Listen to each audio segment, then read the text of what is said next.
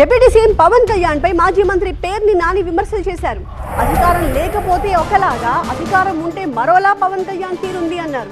థియేటర్లు బంద్ చేస్తామంటే చర్యలు తీసుకుంటాము అంటూ మంత్రి హెచ్చరిస్తున్నారు. రాబోయే ఫ్లాప్ సినిమా గురించి థియేటర్ వాళ్ళని బెదిరిస్తారా అని పేర్ని నాని ప్రశ్నించారు. సినిమా వాళ్ల సమస్యలు తెలుసుకోకుండానే చర్యలు తీసుకుంటామంటున్నారు అని వ్యాఖ్యానించారు. కొన్ని థియేటర్లో పిలిచి ఏమన్నా సమస్యలు ఏంటని అడిగావా? ఆయన అడగడా? మంత్రి గారు అడగాలి కదా. కొన్ని సినిమా వాళ్ళని పిలిచి ఏంటి సమస్య ఏంటి అని అడగాలి కదా. అయ్యేం అడగరు.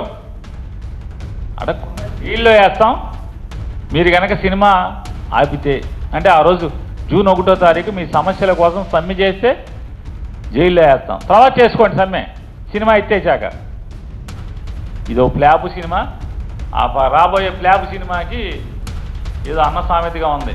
ఈ రాబోయే ఫ్లాప్ సినిమాకి మళ్ళీ జైల్లో వేస్తాం, ఆ వేస్తాం, ఈ వేస్తాం అని కోడలకి బుద్ధి చెప్పి అత్త తెడ్డు నాకింది అని చెప్తారు మూడు సామెత. అట్లా పవన్ కళ్యాణ్ గారు అధికారంలో ఉంటే ఒక భాష, వెనకటి పరశూరు గోపాలకృష్ణ గారి డైలాగులు ఉండేవి, అదైతే ఇది రాసుకో, ఇదైతే అది రాసుకో అని.